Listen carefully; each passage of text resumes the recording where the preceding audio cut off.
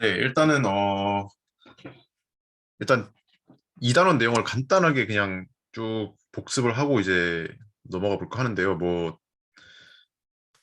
네, 많은 내용을 했었죠. 여기 뭐 이제 주로 어떤 것들이 있었냐면 일단 엔트로피부터 시작해가지고 뭐 중요한 여러 가지 퀀티티들이 있었죠. 뭐 KL 다이버전스라든지 아니면 뮤추얼 인포메이션이라든지 뭐 이런 것들에 대해서 알아봤었고, 그다음에 이제 뭐 이것들의 다양한 성질이라든지 뭐 데이터 프로세싱 이니퀄리티라든지 아니면은 뭐 KL 다이버전스 같은 거는 좀 더 이제 펀더멘탈하다. 이제 그 엔트로피 같은 녀석들보다 조금 더 펀더멘탈하다. 그리고 뮤추얼 인포메이션도 마찬가지로 좀 더 펀더멘탈하다. 이제 펀더멘탈하다고 하면 좀 더 이제 일반적인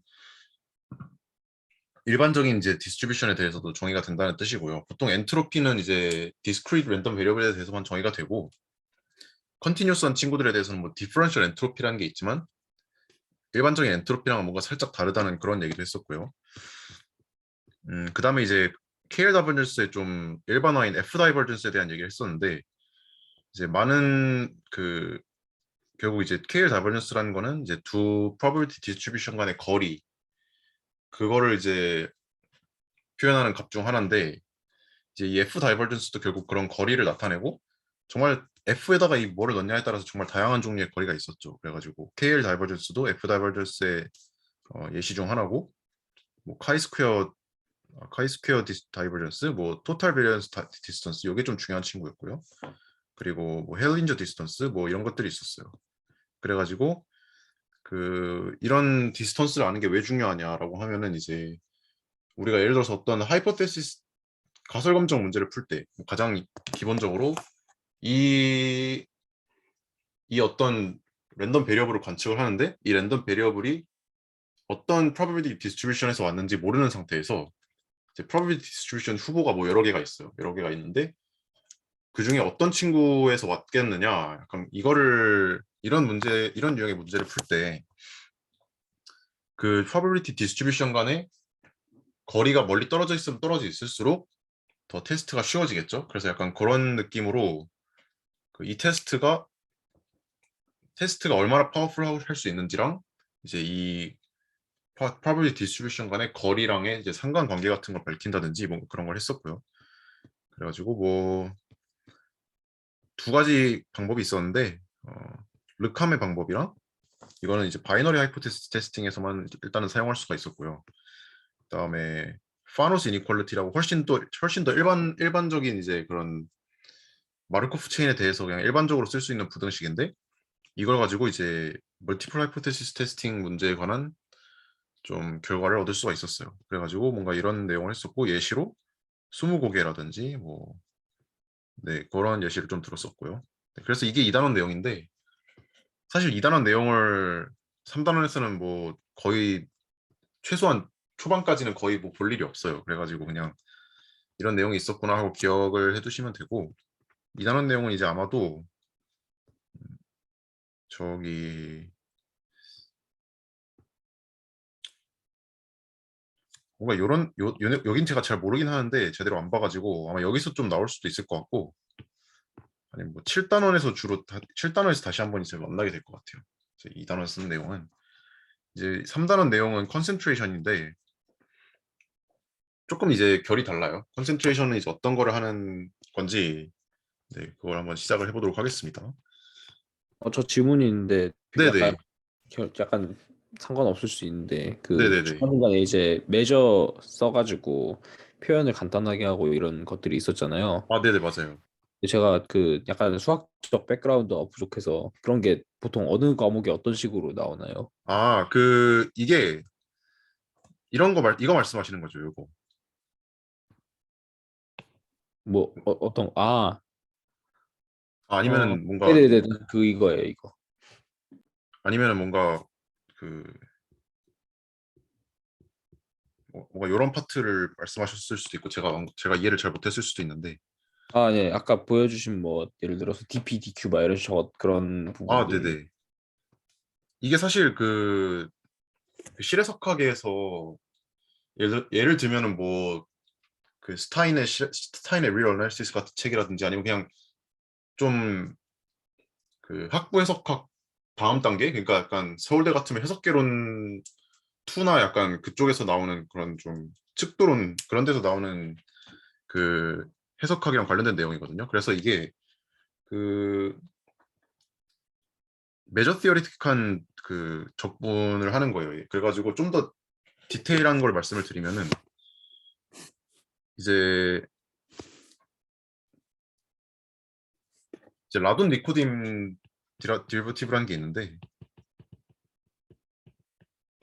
이게 이제 어떤 거냐면은 그 어떤 이제 어떤 메저 두 가지 메저가 이렇게 있을 때 이게 이렇게 앱솔루트 컨티뉴어스 하면 이게 앱솔루트리 컨티뉴어스 하다는 거는 사실 뭐 이런 걸 만족하면 앱솔루트 컨티뉴어스하다고 하는데 뭐 그냥 뭐 크게 막 그 디테일하게까지 신경 쓰실 필요는 없고 그냥 적당히 자연스러운 두 가지 메저라고 생각하셔도 돼요. 근데 어쨌든 그런 상태에서 이 메저가 어,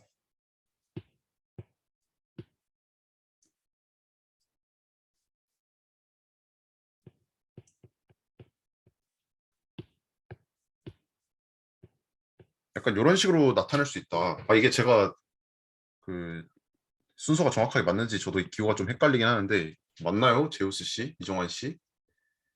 제가 가물가물한데 네, 맞아. 네 어쨌든 그래가지고 그 우리가 미적분학에서 이제 치환적분할 때 뭐 예를 들어 우리가 뭔가 fx를 이거에 대해서 적분을 하려고 하는데 뭔가 우리가 x를 y 이퀄 gx라는 뭔가 새로운 y라는 변수에 대해서 적분을 하려고 할 때 우리가 뭔가 이런 식으로 하잖아요. 약간 이런 느낌이라고 보시면 되거든요. 이게 치환적분을 하듯이 마치 메저에서 그러니까 이게 사실 그 느낌으로 한번 이해하시면 되게 간단한데 음,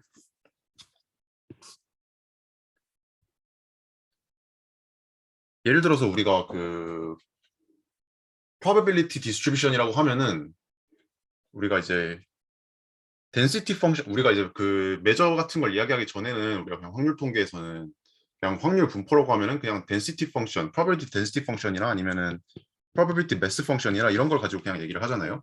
근데 이제 이게 사실은 우리가 어떤 이벤트라는 건 이제 그 서브셋이죠.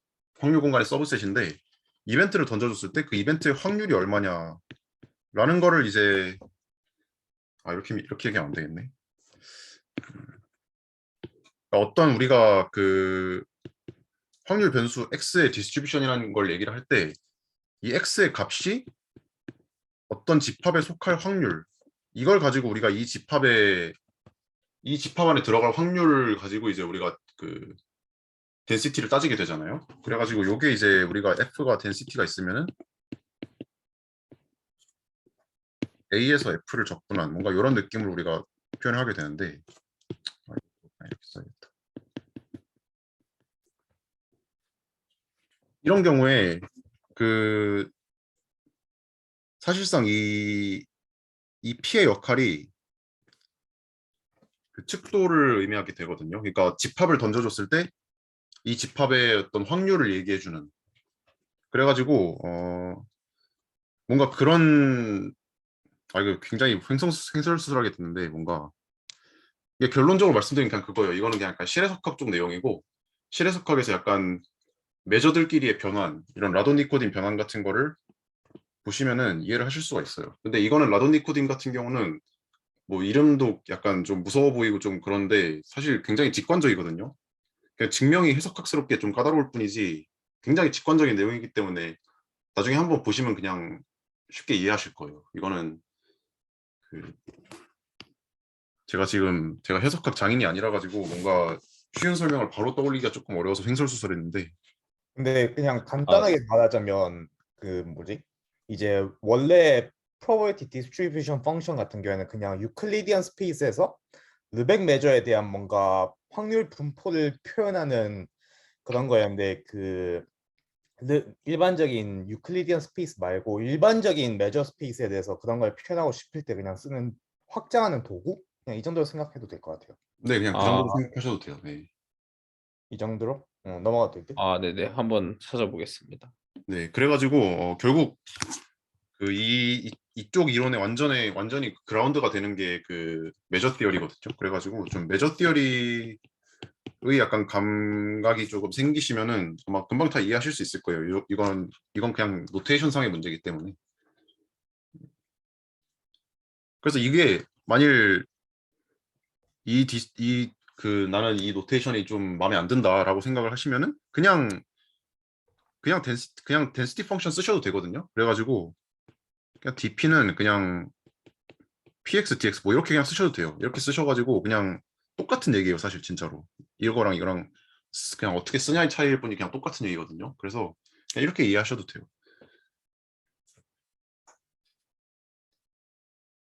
그러니까 이게 약간 그 리만 적분의 세계에서 약간 르벡 적분의 세계로 넘어갈 때 그 간극? 약간 그런 느낌이라서 측도론에 익숙하지 않으시면 사실 그냥 넘어가셔도 되고 뭐 측도론을 조금 공부하시고 다시 한번 생각을 해보셔도 재밌어요. 이런 쪽은. 네네. 네네. 감사합니다. 뭔가 이런 얘기들을 했었고 혹시 뭔가 이 단원에서 추가적으로 다른 질문 있으신가요? 네, 일단은 그러면은 뭔가 3단원을 좀 진행을 해볼게요. 여기 파트 1 컨센트레이션. 이게 결국 컨센트레이션이 뭐를 하고 싶은 거냐면은 예를 들어 가지고 우리가 어떤 그 랜덤 베리어블이 막 있어요. 막 어떤 랜덤 베리어블이 있는데 뭔지 잘 모르겠지만 어쨌든 이 친구가 좀 이 민 근처에서만 좀 움직였으면 좋겠는 약간 그런 상황이거든요. 그래가지고 그 이 친구가 민 근처에 얼마나 잘 모여 있느냐 약간 이런 식의 부등식들을 많이 이제 그 디벨롭을 해요. 이 단원에서는. 그래서 뭐 그런 게 왜 필요하냐라고 이제 얘기를 해보자면은 예를 들어가지고 예를 들기가 좀 까다롭긴 한데 뒤에 예시가 있거든요. 그냥 그때 가서 얘기를 하는 걸로 할게요. 네, 뒤에 예시가 있기 때문에. 그래가지고 그런 내용들인데 이게 컨센트레이션이라는 게 사실 좀 더 펀더멘탈한 약간 수학적인 현상이에요. 이게 저도 이제 이 부분을 완전 정확하게 알지는 못하는데 정말 간단하게 얘기하면 그냥 이런 거거든요. 어떤 이게 랜덤 베리어블이 여러 개가 있어요. 이렇게 랜덤 베리어블이 여러 개가 있는데 얘네들이 모두 인디펜던트 할 때 이렇게 인디펜던트한 수많은 랜덤 베리어블에 디펜던트한 어떤 다른 랜덤 베리어블은 거의 약간 상수랑 비슷한 느낌으로 이제 상수처럼 된다는 그런 얘기거든요. 그래서 예를 들어가지고 그냥 아주 간단한 예시예요. n분의 뭐 x1 더하기 xn 이제 xi가 뭐 iid일 때 뭐 어떤 디스트리뷰션이든 상관없고 그래서 뭐가 이 친구는 점점 n이 커지면 커질수록 그냥 상수에 가까워지죠. 이거는 큰 수의 법칙이라고 이제 우리가 잘 알고 있는 그런 건데 정확히 말하면 이게 여기로 가는데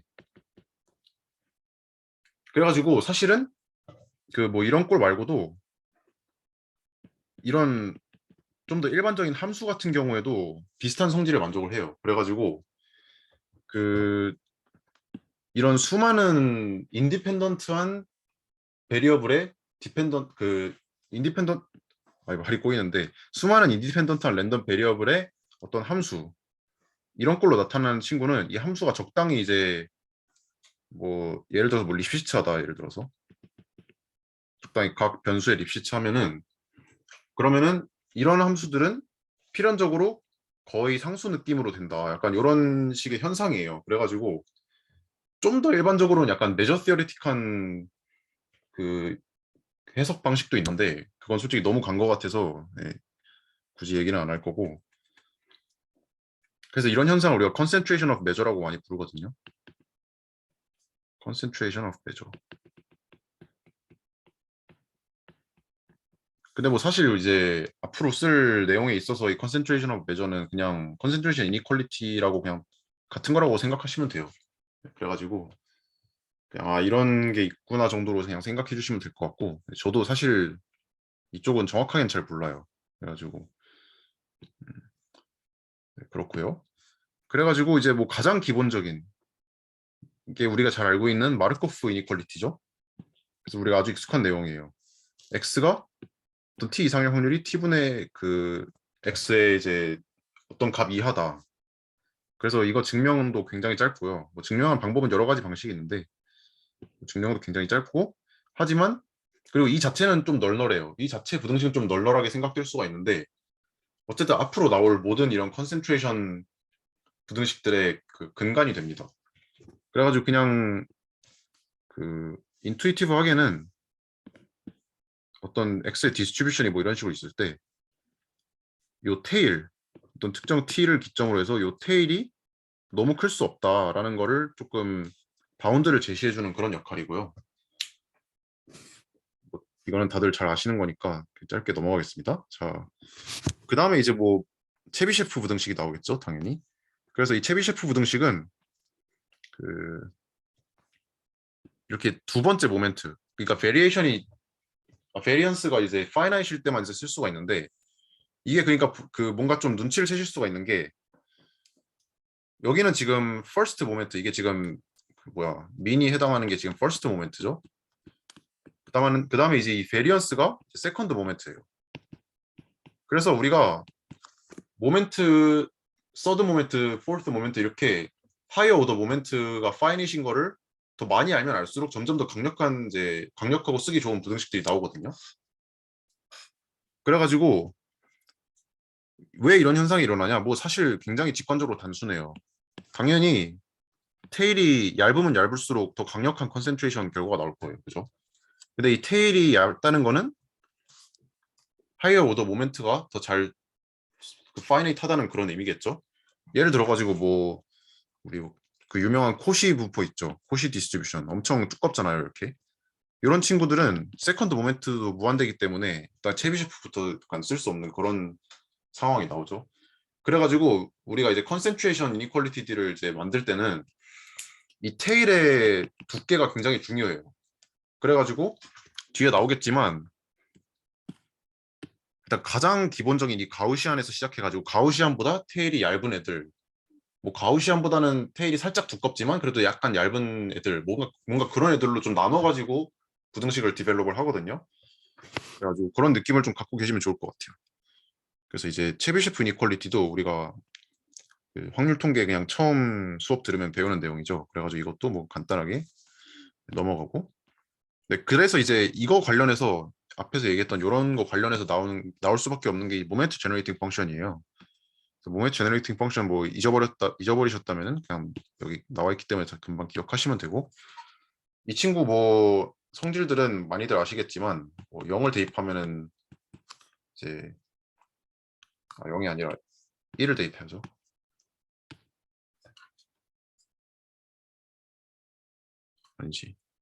아니지 이거 네 미분하고 0을 대입해야 민이 나오죠 이거.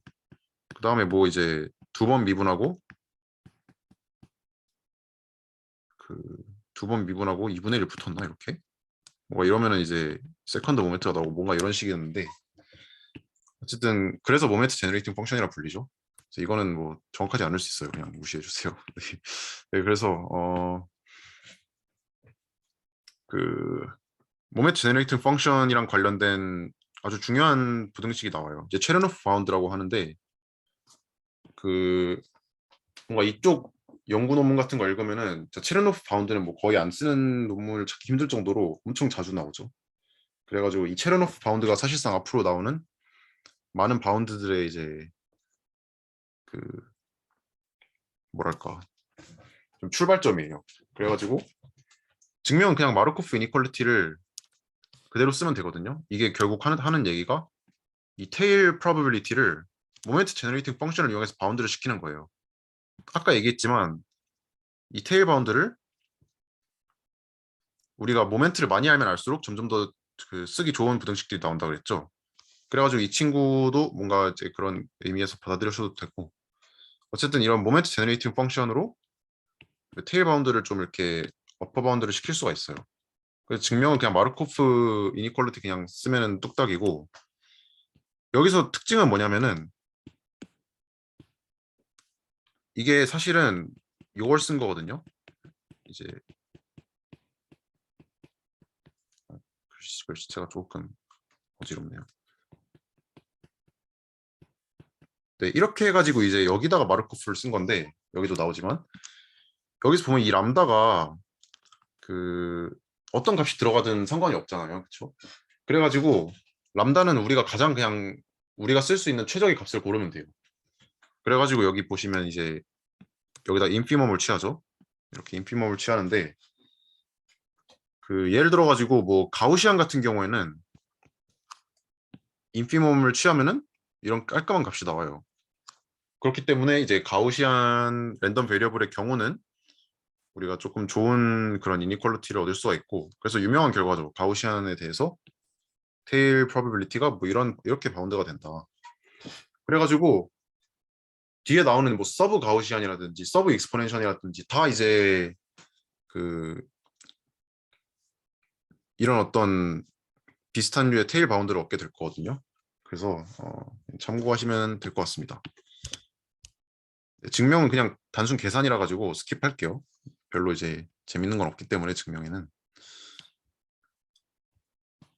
네, 이제 바로 이제 서브 가우시안이 나오는데, 어떤 걸 서브 가우시안이라고 부르냐면은 이제 이렇게 생겼는데, 간단히 그냥 x가 이제 민이 제로인 경우에는 그냥 이렇게 생각하셔도 돼요. 요게 이거 이하인. 보시면 지금 이게 지금 모멘트 제너레이트 펑션이죠.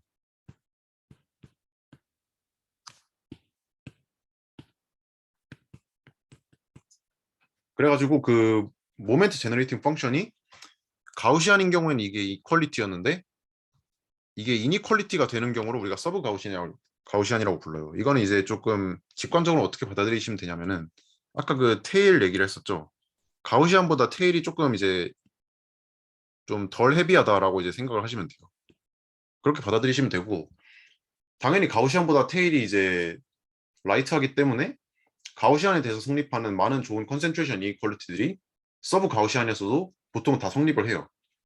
그래가지고 이제 뒤에 이제 나오거든요. 예를 들어가지고 뭐 네, 이 example은 조금 이따가 보고, 뭐 이런 성질들이 있어요. 이거 같은 경우는 그 민 주위에서 t만큼 벗어날 확률이 뭐 이거 이하다. 이거 가우시안이랑 거의 똑같죠? 네, 여기 나오는 가우시안이랑 거의 똑같고, 이 기호는 뭐냐면 이건 맥스예요. 그냥 어떤 상황에서는 그냥 맥스를 쓰면서 어떤 상황에서는 그냥 이 기호를 쓰던데, 그 이것도 이쪽 리터레처에서 많이 쓰더라고요. 그래서 그냥 맥스라고 받아들이시면 돼요. 맥스. 네, 그리고 뭐 그 또 어떤 부등식이 있지? 저 정도인가? 네, 아무튼 이제 가우시안에서 성립하는 그런 좋은 부등식들이 많이 성립을 해요. 그래가지고 이제 예시로는 어떤 게 있냐면은 그 랜덤 사인이랑 바운디드 랜덤 베리어블 이 두 가지가 이제 여기서 나오는데, 실제로도 엄청 많이 등장하고 이쪽 이런 거 쓰는 논문에서 엄청 자주 등장하고 그 쓸 일이 아주 많아요. 그래가지고 예를 들면 이 라드메이커 발음은 잘 모르겠는데, 아무튼 이거는 그냥 간단해요. 마이너스 1 가질 확률도 2분의 1이고 1을 가질 확률도 2분의 1인 거예요. 이건 아마 probability를 오타를 낸 것 같긴 한데, 아무튼 각 똑같이 2분의 1인 그런 확률 변수고, 그 확률 변수가 이제 그 뭐야, 서브 가우시안 성질을 만족한다는 이제 그런 내용이고요. 밑에 이제 바운디드 랜덤 베리어블 같은 경우도 저는 서브 가우시안 성질을 만족한다는 건데, 바운디드 랜덤 베리어블 말 그대로 이제 도메인이 바운디드인 케이스예요. 근데 여기 보면 이제 호에프딩 렘마라는 걸 쓰는데, 여기서 따로 증명은 안 하거든요. 근데 워낙 유명한 렘마긴 한데, 이게 증명이 그 저도 좀 잘 기억은 안 나는데 그렇게 막 엄청 간단하진 않았던 것 같아요. 호에프딩 렘마는. 그래가지고 여기 좀 다른 어프로치가 나와 있어요. 그래서 좀 시메트라이제이션 테크닉이라는 걸 쓰는 다른 어프로치가 나와 있는데, 솔직히 이제 제가 이 테크닉에 익숙하진 않아가지고 뭔가 좀 많이 코멘트하기는 조금 어려울 것 같아요. 제가 예, 앞서 말씀드렸던 대로 조금 준비가 부족해서 그런 거이긴 한데 네. 혹시 뭔가 코멘트 해주실 게 있으실까요? 그냥 참고로 밑에 게 그냥 더 약한 결과라는 것 정도? 네, 그죠. 이게 조금 보시면은 네, 요게 좀 더 작죠. 근데 이게 입실론이 여기 있긴 한데 입실론 이게 그죠. 풀마 1이니까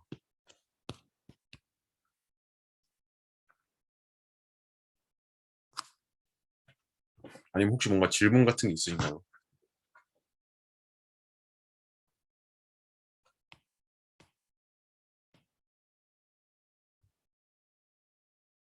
네, 여기는 뭐 사실 쉽죠. 별로 어려운 내용은 딱히 없어가지고 넘어가 보도록 하겠습니다. 네, 그래가지고 이 얘기도 아까 했었고 여기서 이제 또 중요한 성질이 각각이 서브 가우시안이면은 이제 얘네들의 썸도 서브 가우시안이라는 거예요. 그래가지고 이것도 뭐 증명이 쉽거든요. 그 MGF 그 모멘트 제너레이팅 펑션이 어떤 랜덤 베리어블의 썸의 모멘트 제너레이팅 펑션은 그 인디펜던트한 가정하에 그 모멘트 제너레이팅 펑션들의 곱이잖아요. 그거랑 완전 똑같은 이유로 이렇게 곱으로 분해가 돼요. 보시면은 이게 곱으로 분해가 돼가지고 그냥 이렇게 이것들이 이제 그 n개가 나타나니까 그냥 익스포넨셜 위에 올라가가지고 그냥 합이 돼가지고 그냥 이렇게 되는 거거든요. 그냥 어떻게 보면 좀 당연한 결과인데 이렇기 때문에 우리가 인디펜던트 랜덤 베리어블의 썸에 대해서도 비슷한 그런 컨센트레이션 이니퀄리티를 만들어낼 수가 있어요. 그래가지고 이런 친구들도 그렇고 이건 그냥 썸으로만 바뀐 거죠. 그래서 여기는 뭐 이렇게 들어가 있는데 보통은 이제 우리가 많이 쓰는 형태가 어떤 형태냐면은 보통 여기 n분의 1 이렇게 들어가 있는 형태죠. n분의 1. 그래서 여기 n분의 1이 들어가게 되면은 여기는 이제 이렇게 n제곱이 붙게 되겠죠. 이렇게. 네, 그래가지고 만일 여기서 xi들이 이제 iid다 하면은 이 친구가 그냥 n 시그마 제곱이 되기 때문에 이렇게 날라가가지고 익스포넨셜 마이너스 2 시그마 제곱분의 뭐 nt 제곱 이런 형태가 됩니다. 요거는 좀 아마 많이 보신 분들이 있으실 텐데 많이 쓰는 부등식이고요. 네, 여기도 나오죠. 네, 그리고 사실 이쪽 단원이 그러니까 지금 3.1 단원 쪽 내용이 그냥 이렇게 다양한 컨센트레이션 이니퀄리티들 그냥 보는 거 말고는 이제 특별히 그 재밌는 내용은 딱히 없긴 해요. 그래가지고 조금 빨리빨리 넘어가고 있는데 혹시 뭔가 더 얘기할 거리가 있으시면 얼마든지 인터럽트하고 말씀해 주시면 감사하겠습니다. 네.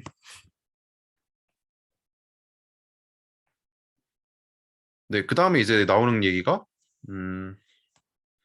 서브 가우시안니티를 좀 여러 가지 이퀴벌런트한 성질들로 캐릭터라이제이션을 하게 돼요. 그래가지고 뭐 테일이 서브 가우시안이다. 이거는 이제 제가 처음에 했던 얘기죠. 그 다음에 뭐 모멘트가 서브 가우시안이다. 이것도 비슷한 얘기고요. 그 다음에 슈퍼 익스포넨셜 모멘트. 이거는 이제 뭐냐면은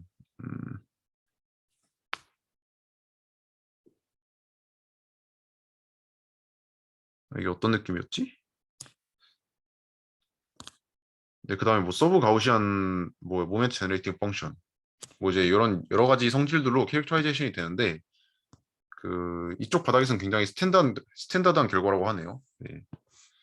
저도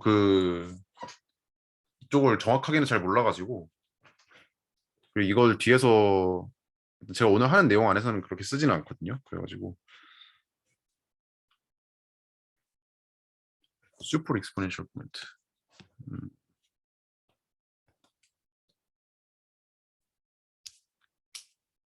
이게 왜 슈퍼 익스포넨셜 모멘트지? 네, 아무튼 네, 그렇습니다. 그래가지고 뭐 이거는 사실 제가 제대로 못 봤는데 이 example은 일단 제가 이 기호가 뭔지 잘 모르겠어요. 그래가지고 좀 그냥 넘겼었는데 혹시 EQ가 뭔지 아시는 분 있으신가요? 저 그냥 렐루 노테이션일 걸. 그러니까 아, 렐루? 그냥 0에서 자르는 거. 0보다 이거는 커다. 뭐지? 2분의 1은 붙은 건 뭐지 이거는? 그걸 그냥 스퀘어 루트 했다는 거 아니야? 아 그냥 이거야? 어. 아 그냥 요건가 그러면은? 그렇지. 1 마이너스 2 스퀘어 2 시그마 스퀘어 람다랑 0과의 맥시멈. 근데 이게 0이 되면 무한되긴 한데 뭔가 어쨌든 거기서 그거지. 그러니까 그냥 뭐 트랜지션이 일어나는 느낌? 그렇구만. 그러니까 그거 뭐지? 이거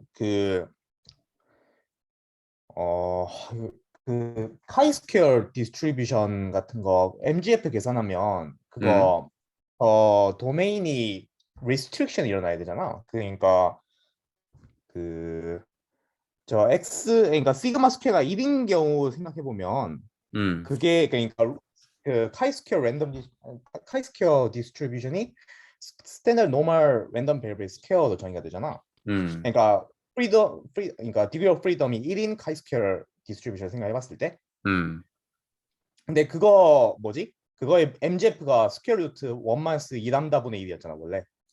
음, 어어어. 음. 그냥 그거네. 그러니까 어, 어. 카이스퀘어의 그 MGF 그렇지 그렇지. 그냥 그러니까 그 느낌이구만. 음. 어.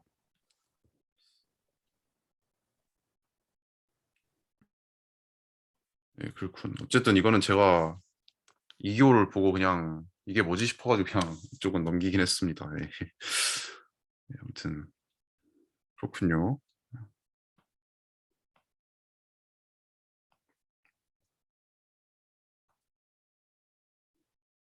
네, 어쨌든 서브 가우시안은 이렇고 그다음에 서브 익스포넨셜은 조금 달라요. 이제 어떤 느낌이냐면은 여기 정의가 나오긴 나오는데 이거 해당한 게 지금 이제 MGF죠. 물론 이제 이게 빵이라는 가정하에 이게 이제 MGF인데 이 MGF가 어떤 0 근처에서만 좀 서브 가우시안이라는 그런 의미예요. 그래가지고 이게 사실 어떤 느낌으로 받아들이시면 되냐면은 위에서 그 우리가 서브 가우시안에 대해서 좀 가우시안이랑 비슷한 부등식들 많이 얻어낼 수 있었던 게 어, 근데 보시면 결국 이거거든요. 여기서 우리가 람다를 아무렇게나 고를 수 있었잖아요. 서브 가우시안이나 이제 가우시안 같은 경우에는 우리가 원하는 람다를 고를 수가 있었는데 그냥 서브 익스포넨셜 같은 경우에는 이 람다가 그냥 0 근처의 어떤 그 뭔가 이런 느낌의 어떤 0 근처의 네이버후드에서만 고를 수 있다는 약간 그 정도 차이가 있는 거예요. 그래가지고 서브 익스포넨셜에 대해서도 이제 비스무리한 이제 컨센트레이션 이니퀄리티를 많이 얻을 수가 있거든요. 그래서 서브 익스포넨셜도 그 예시로 많이 등장하는 친구여가지고 중요하기는 해요. 제가 네 저도 여기저기서 많이 봤었는데 서브 익스포넨셜 이걸 활용하는 거를 뭐 대표적인 예시로 그 아까 얘기 나왔던 뭐 카이스퀘어라든지 아니면은 아까 바운디드 랜덤 베리어블 나왔었잖아요. 아까 이제 바운디드 랜덤 베리어블 서브 가우시안이다라는 얘기를 했었는데 당연히 뭐 서브 가우시안이면 당연히 서브 익스포넨셜인데 여기서 그 얘기를 왜 또 하냐라고 하면은 서브 익스포넨셜 같은 경우에는 조금 더 그 약한 컨디션이고 어떤 네이버호드 안에서만 이제 얘기를 할 수 있으면은 우리가 서브 익스포넨셜이라고 하기 때문에 그 네이버호드를 잘 조절해 가지고 상황에 따라서는 서브 가우시안보다 더 강한 결과를 만들어낼 수가 있어요. 있다고 하더라고요. 그래가지고 뭐 그런 예시로서 이제 등장을 하고 음, 네 그래가지고 뭐 이것도 그냥 예시로 그냥 보시면 될 것 같고요. 한번 이제 사실 뭐지 뒤에 나오는 게 이제 이 example을 좀 활용하는 그 재밌는 예시가 하나 나오거든요. 뭐 그거를 먼저 보고 오는 게 나을 것 같은데 네. 이 랜덤 프로젝션이 이게 조금 그 흥미로운 내용이에요. 그래서 이게 어떤 거냐면은 우리가 그 데이터들을 보통 활용을 할 때 데이터가 너무 고차원이라서 너무 하이 디멘셔널이라서 문제가 많이 생기잖아요. 그래서 예를 들어가지고 뭐 우리가 K nearest neighbor 알고리즘 같은 걸 돌린다고 크로스털링을 할 때 예를 들어서 여기도 그런 예시가 나오는데 할 때 이 차원이 너무 크게 되면은 K nearest neighbor들을 계산하는 오버헤드가 너무 크게 돼요. 그래가지고 우리가 조금 이 거리들을 보존하면서 거리들을 어느 정도로 보존하면서 조금 더 낮은 차원으로 프로젝션을 시킬 수는 없을까라는 이제 생각을 하게 되거든요. 그래가지고 목표가 뭐냐면은 어떤 이런 매핑을 만드는 거예요. 이런 매핑을 만들어가지고 이런 데이터 간의 거리가 보존이 되게 하는 그런 매핑을 찾자라는 게 목표거든요.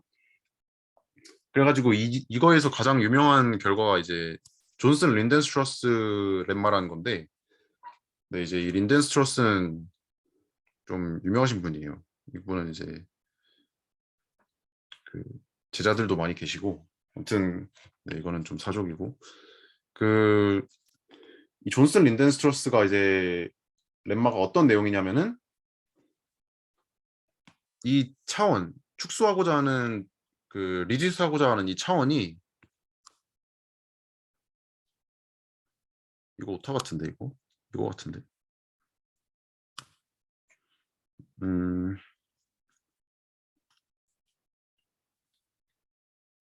네, 당연히 이거죠. 이거는 그냥 오타 같아요.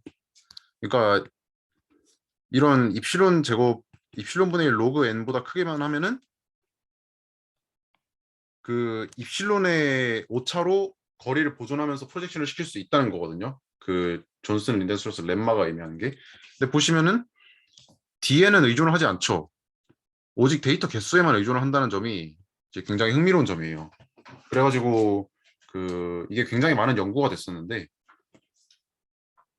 이거를 증명을 하는 방법은 증명을 할 때 이거를 이제 컨센트레이션 이니퀄리티를 쓰거든요.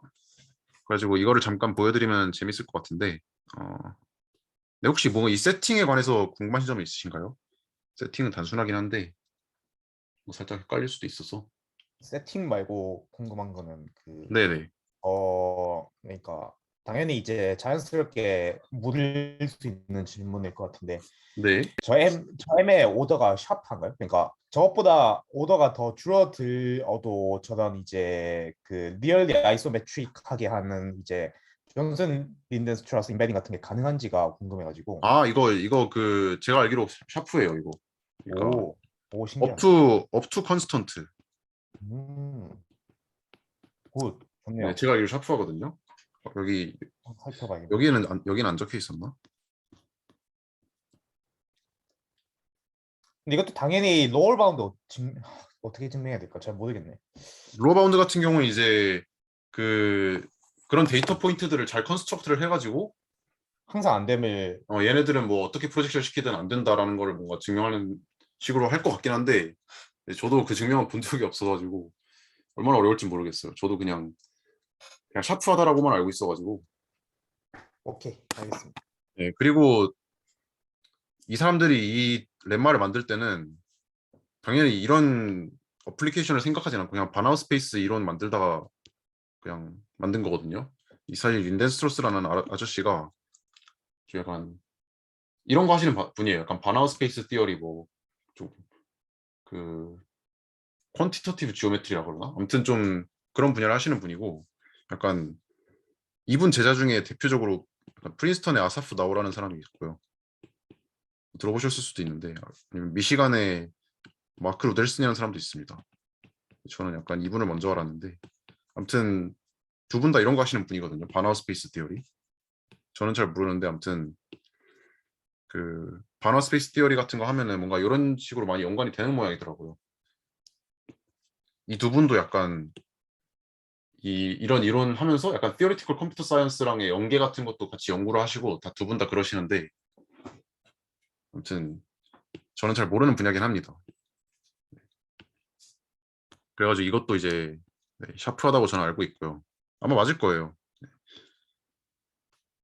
그래가지고 이거의 증명을 이제 어떻게 하냐면은 증명 방식이 조금 특이한데 프로젝션 함수를 랜덤으로 만드는 거예요. 이게 굉장히 특이한 점인데 어디서 만드냐면 이제 리니어한 프로젝션. 그러니까 행렬 중에서 랜덤으로 고르게 돼요.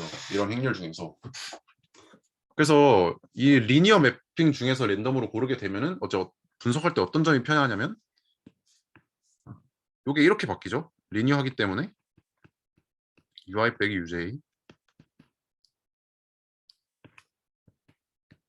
UI 빼기 UJ 뭔가 이런 느낌이 되거든요. 그래가지고 결과적으로 그냥 이런 거를 잘 분석할 수 있으면 돼요.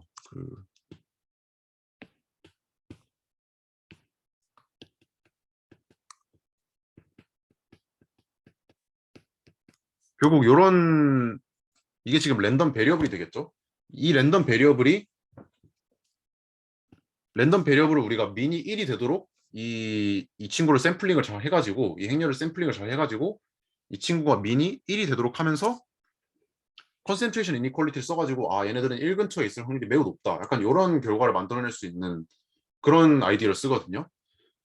게다가 심지어 그런 아이디어가 잘 통할 수 있는 이유가 지금 이게 행렬이잖아요. 이 행렬이라는 건 무슨 뜻이냐면은 여기 뭐 이런 행렬이 있고 여기 U가 이렇게 달려 있을 텐데 여기 그러면 로 벡터들이 있겠죠. 뭐 로 벡터들이 A1부터 A 이게 얼마죠? 이게 M 바이 D니까 이게 M 개가 있을 텐데 그러면은 이거를 다시 쓰게 되면은 A1 U 뭐 A2U 해가지고 AM U1 U2 UN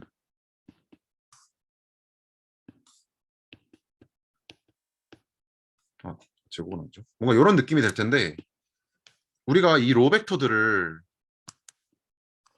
우리가 가우시안이나 이런 랜덤 베리어블에서 뽑게 되면은 이게 굉장히 간편해지거든요. 왜냐면은 가우시안 랜덤 베리어블은 합쳐도 가우시안이잖아요. 그렇죠?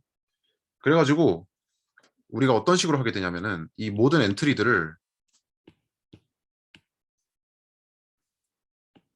이 행렬의 모든 엔트리들을 이런 가우시안 랜덤 베리어블에서 샘플링을 해요. IID 하게. 그렇게 샘플링을 해가지고 만들어진 랜덤 매트릭스를 이용해서 프로젝션을 시키는 거예요. 자, 그렇게 프로젝션을 시키면 무슨 일이 일어나냐? 일단 그 요거 요게 지금 일단은 가우시안의 합이죠. 기본적으로 U가 고정일 픽스드 벡터 U에 대해서 이 위에가 지금 가우시안 랜덤 베리어블 합이기 때문에 기본적으로 노말이죠. 기본적으로 노말이고 이거는 익스펙테이션을 계산하면 아니 익스펙테이션이 아니라 베리언스를 계산을 하면은 어떻게 되냐면은 네, 이거 베리언스 계산하면은 이거 제곱 더하기 이거 제곱 더하기 쭉쭉 해서 이거 제곱 이렇게 나오죠. 그래서 결국 밑에 요거 제곱이 나오거든요. 그래서 네, 그리고 얘네들 각각의 베리언스는 이제 n분의 1이기 때문에 결국 전체 이 녀석의 베리언스는 n분의 1이 되는 거예요. 그래가지고 이런 노멀 베리어블이 되고 이러면 벌써 분석이 좀 쉬워지는 것 같죠? 그 다음에 이거 정확히 말하면 이거 이게 그거네요. 그러니까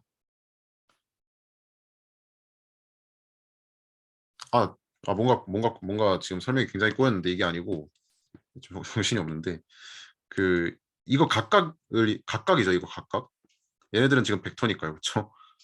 뭔 소리 하나 있네. 그러니까 이거 각각이 지금 어떤 식이냐면은 지금 노테이션이 좀 이상해졌는데 아무튼 다시 한번 써볼게요. 이거를 아니다. 네, 그러니까 얘네들 각각이 지금 벡터인데 이 녀석들의 어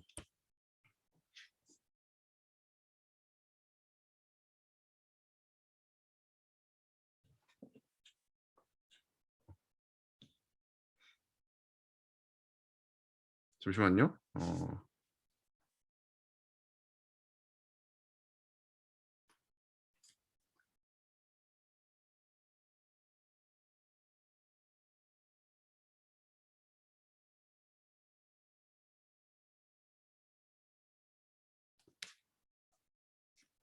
아, 이게 뭐 정리가 안 돼서 그런 것 같은데 어, 지우고 천천히 해봅시다. 네, 어쨌든 우리가 관심 있는 수치는 지금 이거고, 이거에 그 제곱을 하게 되면은, 제곱을 해서 전개를 하면 약간 이런 느낌이 되거든요. 그 이런 식으로 나타나는데,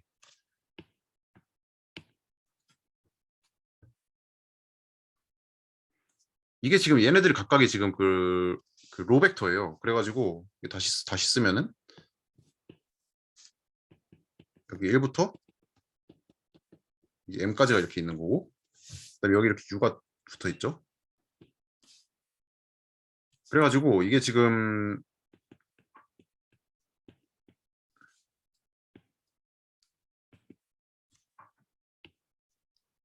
아, 이게 아니지. 이래서 헷갈렸구나 아까.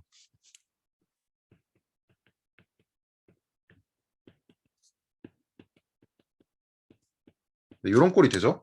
그래가지고 이거에 이제 L2놈의 제곱을 하게 되면은 딱 이런 모양이 나와요. 그래서 이거를 L2놈을 제곱을 하게 되면은 딱 이런 모양이 나오는데, 네, 이거는 이제 노멀라이제이션 시킨 거니까 네, 붙여보죠. 딱 이런 모양이 나오는데, 좀 전에 얘기했듯이 지금 요 안에 친구는 그 가우시안 랜덤 베리어블들의 합이란 말이에요. 웨이티드 섭이란 말이에요. 웨이티드 섭. 근데 이제 인디펜던트한 가우시안 랜덤 베리어블은 우리가 잘 알고 있듯이 뭐 웨이티드 썸을 하든 그냥 썸을 하든 또 가우시안이죠. 또 가우시안이고 이제 베리언스가 n분의 1이 되기 때문에 결국 얘네들 각각은 인디펜던트한 베리언스, 인디펜던트한 노멀 이런 디스트리뷰션을 따르게 돼요. 그래서 결국 카이스퀘어 디스트리뷰션이 되죠. 디그리 m짜리 카이스퀘어 디스트리뷰션이 돼서 아까 우리가 카이스퀘어에 대해서 얻었었던 어떤 그 컨센트레이션 이니퀄리티를 써가지고 아, 이 친구가 1 주위에서 컨센트레이션이 된다는 부등식을 활용을 할 수가 있어요. 그래가지고 지금 하는 게 정확히 그거거든요. 이거의 expectation이 1이기 때문에 이거 마이너스 1을 이 concentration inequality를 적용을 시키는 건데, 여기 example 3.12에 있었던 게 그 카이스퀘어 디스트리뷰션이죠. 이 카이스퀘어에 대한 이 카이스퀘어가 서브 익스포넨셜이기 때문에 그거의 어떤 그 concentration inequality를 써가지고 결과를 이제 얻게 되면은 이렇게 된다는 거예요. 그 1 근처에서 입실론을 벗어날 확률이 매우 작다. 그래가지고 이제 여기서 유니언 바운드 같은 거 써주면은 이 n-2 n-2개의 페어에 대해서 전부 다 그 n-2개 이 페어 중에서 하나의 페어라도 이 입실론 그 바운드에서 벗어날 확률이 다 합쳐봐야 이 정도다. 그래가지고 결과적으로 그 이게 1보다 작기 때문에 이게 1보다 1 빼기 이제 델타보다 뭐 델타는 잘 고르면 되죠. 네, 그래가지고 작기 때문에 결국 그런 프로젝션 중 하나는, 그리고 실제로 그런 프로젝션 중 대부분은 거리가 잘 보존이 된다. 약간 이런 결과를 얻을 수가 있거든요. 그리고 실제로 이 부분은 많이 연구가 돼가지고 사실 이렇게 했을 때 좀 단점이 있어요. 이걸 그대로 적용하기에는 조금 문제점이 있는데, 이 행렬 계산하는 게, 이 행렬이 지금 차원이 MD잖아요. 왜냐면 지금 그 RM 곱하기 D의 행렬이기 때문에 엔트리가 MD계라서 곱셈을 하는데 굉장히 오래 걸려요. 곱셈하는데 뭐 MD번 곱셈을 해야 되죠. 그쵸? 근데 이제 이미 M 자체가 굉장히 큰 상태이기 때문에 이렇게 하면 좀 많이 느려요. 그래가지고 이거를 좀 더 빠르게 하는 그런 연구가 많이 되었고, 그걸 이제 패스트 존슨 린덴스트로스 트랜스폼 해가지고 뭐 FJLT 뭐 이렇게 부르는 것 같아요. 그래가지고 뭐 어떤 아이디어들이 있냐, 그 한 가지 제가 봤던 거는 이 매트릭스들 중에서 지금은 이건 샘플링을 지금 어디서 하냐면은 그냥 모든 엔트리를 다 여기서 샘플링 하잖아요. 이렇게 하지 말고 스파르스한 매트릭스 중에서 골라보자 해가지고 대부분은 0으로 놔두고 뭐 예를 들어 가지고 뭐 한 뭐 알파계만 좀 0이 아닌 걸로 샘플링을 한다든지 해가지고 그렇게 하면은 곱셈 그 횟수가 훨씬 줄어들겠죠. 그래서 뭔가 그런 식으로 하는 거를 예전에 봤던 것 같아요. 네, 그래가지고 요게 좀 재밌는 결과고 존슨 린덴스 트러스 트랜스폼. 뭐 이거에 관해서 궁금하신 점이 있으신가요?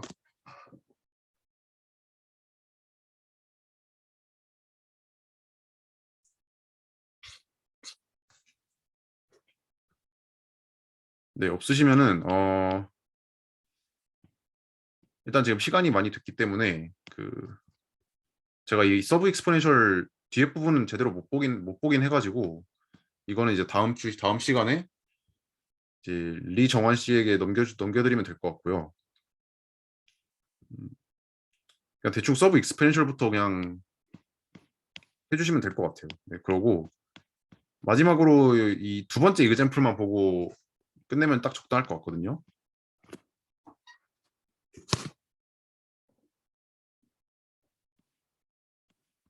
네, 이 두 번째 이그젬플이 이제 첫 시간에 얘기했던 그 채널 코딩이랑 굉장히 밀접한 관련이 있어요. 그래서 사실 그 채널 코딩을 간단하게 복습을 하면은 우리가 어떤 그 보내고 싶은 어떤 이런 워드의 집합이 있는데 이걸 여기서 뭐라고 얘기를 하지? 네, 뭐 set of words 아니면 뭐 시그널. 그래가지고 우리가 보내고 싶은 이런 시그널의 종류가 m 가지가 있는데 이 m 가지를 인코딩을 하고 싶은 거예요. 예를 들면 바이너리 코드로 인코딩을 하고 싶은 거예요. 그래가지고 그 저번에 어떤 예시를 들었었냐면은 뭐 예를 들어서 m이 뭐 4일 때 그냥 굉장히 간단하게 인코딩하면 이렇게 인코딩을 할 수가 있겠지만 그렇죠? 굉장히 기본적인 인코딩인데 이렇게 하게 되면은 채널에서 에러가 발생했을 때 리커버리를 할 수가 없겠죠. 예를 들어 가지고 명령이 뭔가 에러가 발생해 가지고 0일이 됐어요. 아이고 뭐야 뭐지? 아, 네. 잠시 제 화면이 이상했었는데 예를 들어 0이 여기 에러가 나가지고 0일이 되면은 이게 00에서 에러가 나서 0일이 된 건지 아니면 원래 0일이었던 건지 알 방법이 없잖아요. 그래가지고 우리가 조금 더 긴 코드를 사용하는 거예요. 리던던시를 줘가지고 예를 들어가지고 뭐 000 111 뭐 111 111 111 000 000 000 자 이렇게 하게 되면은 어쩌다가 이렇게 에러가 발생하더라도 어쩌다가 에러가 발생해서 000 101이 되더라도 아 이 친구는 뭐 그 여기는 0이고 원래 0에서 왔을 것이고 여기는 1이 많으니까 아무래도 1에서 왔을 확률이 높겠구나 해가지고 이거로 리커버리를 할 수가 있게 되겠죠. 그래가지고 뭔가 이런 식의 얘기를 하면서 채널 코딩 얘기를 했었는데 여기서 하는 얘기는 뭐냐면은 요 길이를 얼마나 줄일 수 있겠냐예요. 그래서 이 길이를 충분히 리저너블하게 작게 유지하는 그런 코드의 예시를 드는 거를 이제 이 이그젬플에서 보여주고 있는데 그 뭔가 제가 간단하게 언급을 했었는데 옵티멀한 거는 어느 정도냐면은 뭐 여기 예를 들어 길이가 d다 그러면은 뭐 d분의 로그 2m이 뭐 채널의 커패시티 뭐 이거보다는 작아야 된다 뭔가 이런 식의 얘기를 제가 간단하게 언급했었는데 뭐 이거는 그 아실 필요는 없고요 지금은 뭐 이런 얘기를 했었는데 어쨌든 그 셔넌 채널 코딩 티어럼에서 좀 샤프한 어퍼 바운드를 정확히 주거든요. 근데 여기서 하는 얘기는 그냥 샤프한 어퍼 바운드를 얻는 코드를 만드는 얘기를 하는 게 아니고 그냥 적당히 리저너블한 코드예요. D가 그냥 적당히 작은 그런 코드를 얻는 방법에 대해서 소개를 하는 건데 기본 아이디어는 셔넌의 채널 코딩 티어럼 증명이랑 비슷하거든요. 그래서 그거를 이야기를 해보면 좋을 것 같아요. 자, 이게 그 결국 우리가 이제 인코딩, 디코딩 방식을 하나 정해야 되는데 어떻게 할 거냐면은 그냥 되게 간단해요. 이 m가지 시그널들을 길이 d짜리 코드로 이렇게 만들 건데 뭐 인코딩을 할 건데 뭐 1부터 n까지를 1, 2부터 m까지를 뭐 뭔가 이런 식으로 길이 뒷자리 코드로 이렇게 인코딩을 할 건데, 인코딩을 할 때 우리가 이게 어떤 채널을 통과해 가지고 오류가 발생하잖아요. 오류가 발생해 가지고 어떤 코드가 나왔어요. 여기서 뭔가 이쪽에서 뭔가 어떤 시그널을 보냈는데, 뭐 2번이든 뭐 이런 시그널을 보냈는데 뭐 이런 코드가 나왔어요. 예를 들어 가지고. 그러면 이걸 어떻게 디코딩을 해야 될까요? 사실 정답은 굉장히 뻔하죠. 그냥 제일 가까운 코드를 고르면 돼요. 그렇죠? 예를 들어 가지고 아까 같은 경우에 뭐 000, 111, 111, 000 뭐 이런 케이스였다면, 뭐 010, 112 왔다면은 제일 가까운 요거를 고르면 되겠죠. 그래서 그냥 그런 식으로 가장 가까운 걸 고르는 거예요. 근데 가장 가까운 걸 고르는 걸 이제 뭐 맥시멈 라이클리후드 디코딩이라고 하는데, 그렇게 했을 때 실수를 할 확률은 우리가 좀 비교적 정확하게 알 수가 있겠죠. 자, 그래가지고 여기로 이쪽 노테이션으로 좀 돌아가 보면은 일단 이 채널 같은 경우도 고정을 하거든요. 이 예시는 최대한 간단하게 하기 위해서 채널을 고정을 하는데, 이 채널은 이제 바이너리 시메트릭 채널이라고 하는 건데, 0과 1에서 에러가 발생하지 않을 확률이 1 빼기 입실론, 그리고 에러가 발생할 확률이 입실론이에요. 1에서도 에러가 발생할 확률이 입실론, 에러가 발생하지 않을 확률이 1 빼기 입실론, 이런 아주 가장 단순한 형태의 채널을 가정을 하고요. 그러면은 예를 들어 가지고 00000 이런 게 채널을 통과를 하게 되면은 입실론만큼의 비율이 변형이 되겠죠. 입실론이 예를 들어 뭐 3분의 1이다. 그러면 뭐 이런 식으로 바뀌는 게 뭐 한 가지 예시겠고요. 그래서 이런 식으로 뭐 가장 간단한 형태의 채널을 가정을 하는데, 이 채널을 통과를 했을 때 그 에러 프로바빌리티를 최대한 낮추게 하기 위해서 D가 얼마나 작을 수 있겠느냐라는 게 여기서 다루는 문제예요.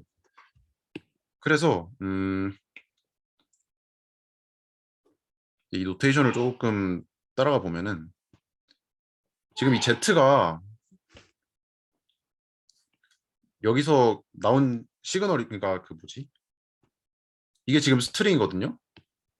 이 X1부터 XM이 지금 요 코드예요. 그래가지고 요게 뭐 예를 들어 X1이고 요게 XM. 이거를 지금 0,1 길이 D짜리 바이너리 스트링에서 우리가 뽑는 거예요. 뽑는데 이 맥시멈 라이클리후드 디코딩이 성공할 확률을 가장 높이려면은 당연히 얘네들이 충분히 떨어져 있어야겠죠. 이거는 저번에 하이포테시스 테스팅이랑 굉장히 이야기가 비슷한데, 그때도 하이포테시스 테스팅이 성공을 하기 위해서는 프로바빌리티 디스트리뷰션들 사이의 거리가 충분히 멀어야 되잖아요. 이것도 똑같아요.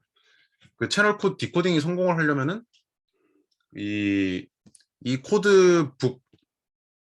코드북이라고 한 게 맞나? 어쨌든 이 코드들 사이가 충분히 떨어져 있어야 돼요, 거리가. 예를 들어 가지고 뭐 1번 코드가 000111인데 2번 코드가 001111이다. 이렇게 비슷해 버리면은 에러가 났을 때 어디서 왔는지 알기 어려워지겠죠. 그래가지고 그걸 의미한 게 지금 웨어 세퍼레이티드고, 그래서 이런 두 개의, 이건 L1 놈을 썼는데 그냥 다른 문자의 개수라고 보시면 돼요. 자릿수가 다른 문자의 개수. 예를 들어 이 경우는 지금 L1 디스턴스가 1이겠죠. 또는 뭐 해밍 디스턴스라는 표현도 쓰는데 정확히 그냥 자릿수가 다른 문자의 개수예요. 그래서 그렇게 받아들이셔도 되고, 뭐 L1 놈으로 받아들이셔도 되고, 이 L1 놈이 전체 길이 D에서 이 C만큼의 비율 이상으로 세퍼레이트가 됐으면 좋겠다라는 거예요. 예를 들어 뭐 C가 예를 들어 뭐 2분의 1이다. 그러면은 임의의 두 코드에 대해서 절반 이상이 달랐으면 좋겠는 거예요. 절반 이상의 자릿수가 달랐으면 좋겠는 거예요. 그렇게 되면은 우리가 맥시멈 라이클리후드 디코딩을 했을 때 실수할 확률이 낮아지겠죠. 근데 이제 그 확률을 계산을 해볼 건데, 우리가 받은 코드가, 우리가 이 채널을 통과했더니 어떤 Z라는 코드가 나온 거예요. 지금 뭐 이 채널을 통과했더니 Z라는 길이 D짜리 코드가 나왔어요. 그래가지고 I번에 해당하는 코드를 XI를 지금 통과를 시켰는데 Z가 나온 거예요. 그런 상황인데, 이 Z를 예를 들어서 우리가 XK로 착각할 확률이 얼마인가 라고 했을 때, 이 XK 사이의 거리가 xi 사이의 거리보다 작게 되면은 그 잘못 디코딩을 하게 되겠죠. 왜냐하면 xi에서 왔는데 xk에서 온 것처럼 디코딩이 될 테니까. 그래서 이 j를 이 xi랑 xk가 다른 자릿수들의 집합으로 이제 놓는 거예요. 이 j를. 자, 그렇게 하면은 이거를 이렇게 표현할 수가 있겠죠. 이 모든 다른 자릿수에 대해서 그 zj가 xij랑 이쪽 부분에 해당하는 게 이거고, 이건 그냥 그대로 쓴 거예요. 똑같은 얘기를 그대로 쓴 건데, j번째 자리랑 이 xi의 j번째 자리랑 다른지 같은지, 이거는 z의 j번째 자리랑 xk의 j번째 자리랑 다른지 같은지, 이 차이가 되겠죠. 근데 지금 보시면은 요게 마이너스 1 또는 1의 값만 가질 수가 있어요. 그쵸? 그래서 결과적으로 이걸 조금 내리는 게 좋을 것 같은데.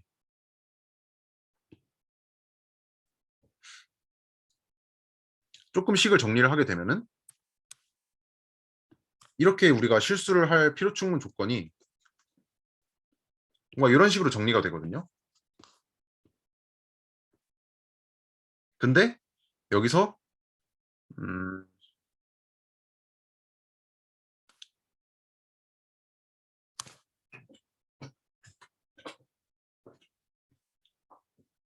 이게 뭔가 문자가 많아서 좀 헷갈리는데,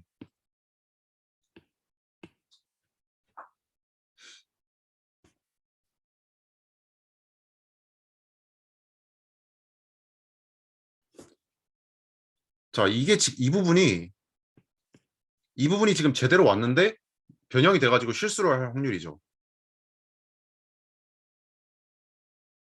그래서 얘가 지금 이게 1이 나올 확률이 지금 입실론, 그러니까 이거의 지금 익스펙테이션이 입실론이 되겠죠. 왜냐면 이거는 올바로 왔는데 실수를 하는 케이스니까, 이게 1이 되는 거는. 그리고 요게 지금 1이 되는 거는 지금 각각이 0 또는 1인데, 그렇죠? 요게 1이 되는 케이스는 실수를 할 케이스고, 요게 지금 1이 되는 케이스는 올바르게 전송이 된 케이스죠. 그러니까 ZJ랑 XK의 J번째 자리랑 다른 거는, 왜냐하면 이미 XIJ랑 XKJ랑 다른 인덱스이기 때문에, 이게 지금 1 빼기 입실론이 되기 때문에 이거를 익스펙테이션을 취하게 되면은 이렇게 돼요. 그래가지고 결국 이거의 익스펙테이션이 지금 빵이 되겠죠. 그래가지고 이 랜덤 베리어블이 0 근처에서 컨센트레이션이 얼마나 되냐로 우리가 이렇게 에러가 날 확률을 그 어퍼 바운드를 시킬 수가 있어요. 그래서 기본 아이디어는 그거고, 기본 아이디어는 결국 이제 컨센트레이션 이퀄리티를 활용한다는 거고, 이게 좀 뭔가 복잡해가지고 좀 헷갈리실 것 같은데, 저도 지금 헷갈리거든요. 그래가지고 아무튼 그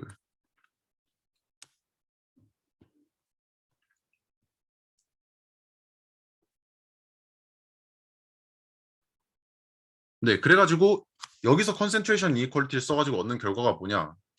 결국 얻는 결과는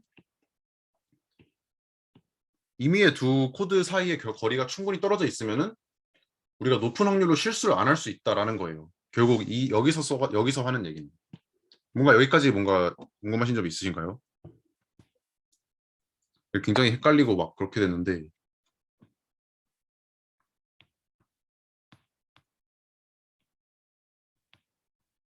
저 부등식 증명 과정이 네네. 뭐 그냥 단순 뭐 빼기 해가지고 나온 건가요? 어떤 부등식이요? 요거요? 아니면은 네네. 그냥 여기요. 잠깐만요. 여기 그냥 해프댕이구나. 네네, 맞아요, 맞아요. 그냥 호에프딩 쓴 거거든요. 그러니까 네네. 지금 요 값이 너무 지저분한데, 지금 지금 이게 요거랑 이퀴벌런트한 게, 요거랑 필요 충분 조건이 지금 이거기 때문에 여기다가 호에프딩 이니퀄리티 쓴 거라고 생각하시면 돼요. 네네네. 네네. 그래가지고 여기서 컨센트레이션을 써서 어떻게 결과가 뭐냐? 임의의 두 코드 사이 거리가 충분히 떨어져 있으면은 실수를 할 확률이 충분히 작다라는 거고요.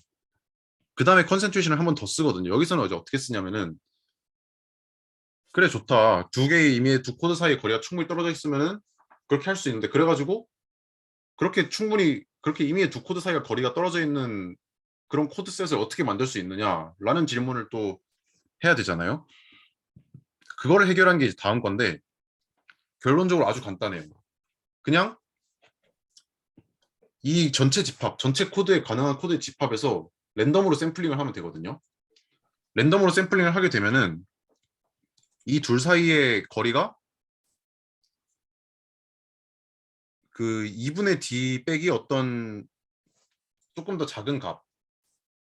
이건 이제 그 그냥 고르는 값인데 이거는 뭐 dx, dy 할 때 그런 d가 아니고 곱이에요. 그래서 그냥 d랑 t의 곱인데 이렇게 그냥 랜덤 샘플링을 하게 되면은 그런 충분히 좋은 코드가 나온다라는 게 여기서의 결론이에요. 이 렘마의 결론이고 사실 하는 거는 거의 비슷하거든요. 여기서 인디펜던트하게 뽑아가지고 x1, xi 빼기 xj를 j 확률을 이제 분석을 하는데 이 값도 지금 이게 지금 다른 거의 개수니까 이것들의 지금 합이죠. 그래서 이제 IID한 베르누이 랜덤 베리어블이 되기 때문에 어쩌고 저쩌고 해가지고 비슷하게 컨센트레이션 이니퀄리티 써가지고 분석을 하게 돼요. 네, 그래가지고 이 뒤에 조금 네, 좀 더 긴 내용들이 있는데 좀 헷갈리기 때문에 뭔가 자세히는 네, 얘기를 안 할게요. 그래가지고 결과적으로 이런 컨센트레이션 이니퀄리티를 쓰는 이제 두 가지 예시들을 좀 소개를 드렸었는데 네, 뭔가 좀 생각보다 정리가 잘 안 된 것 같기도 하고 뭔가 오늘 한 내용에서 궁금하신 점이 있으신가요?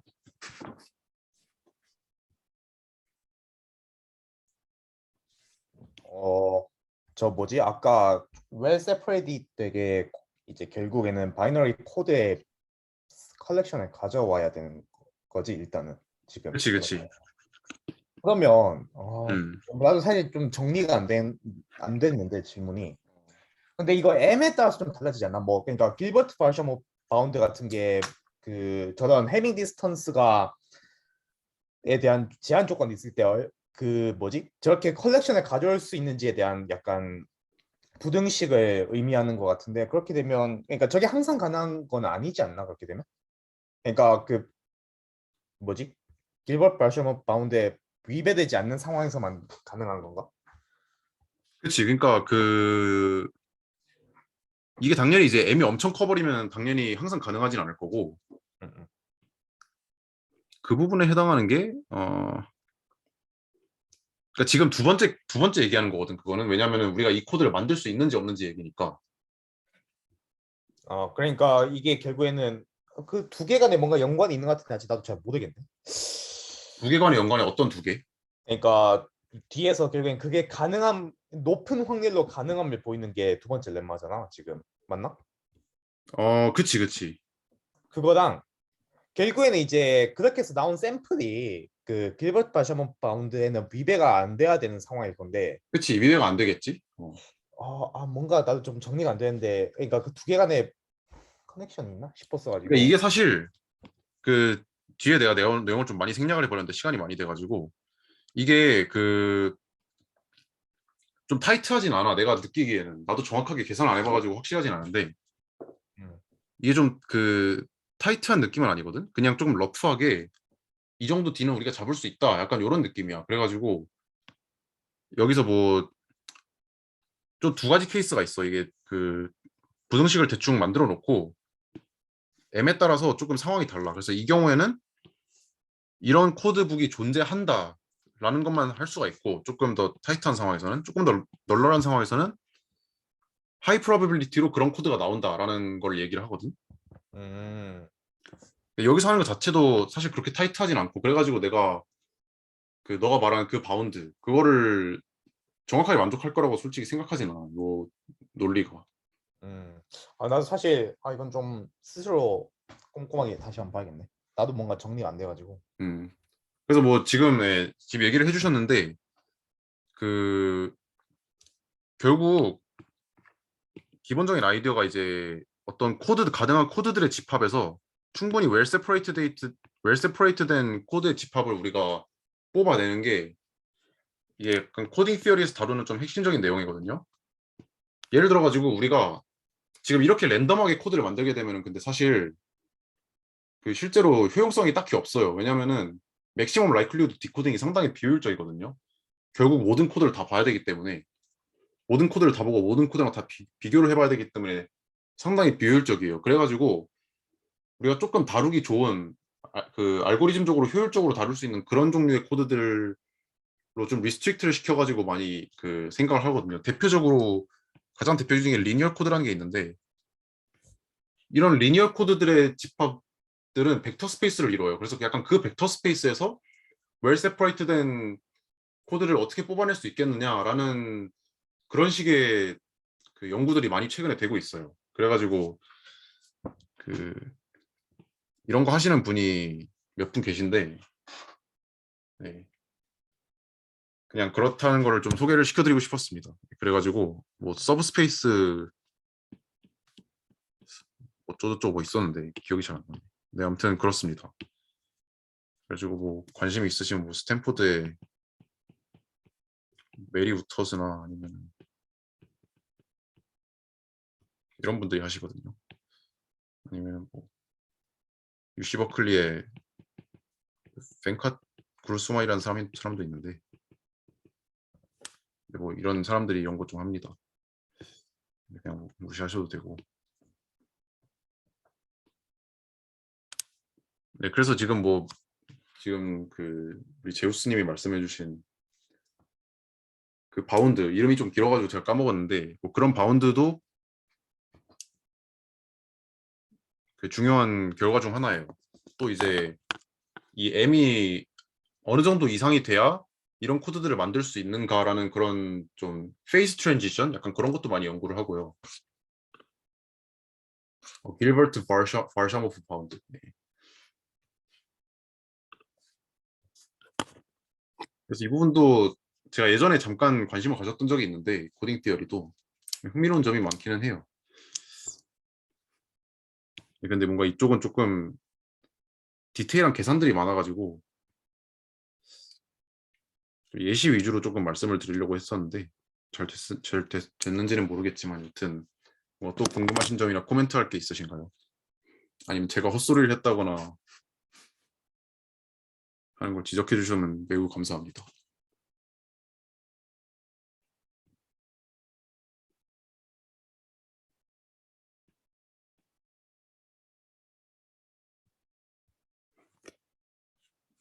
네, 뭔가 추가적인 코멘트가 없으시면 일단은 오늘은 여기서 마무리할게요. 시간이 좀 생각보다 많이 됐는데 그래서 오늘 한 내용은 그 여기 3개 정도 했거든요. 여기 3개 정도. 생각보다 많이 못했는데 제가 어제랑 그때 좀 아파가지고 네, 조금 죄송하고요. 아마 그 다음 주에 해주실 저 제우스님이 컨센트레이션 장인이시기 때문에 제 이거를 부족한 부분을 많이 채워주시지 않을까 기대를 하고 있습니다. 그러면 일단은 여기까지 할게요.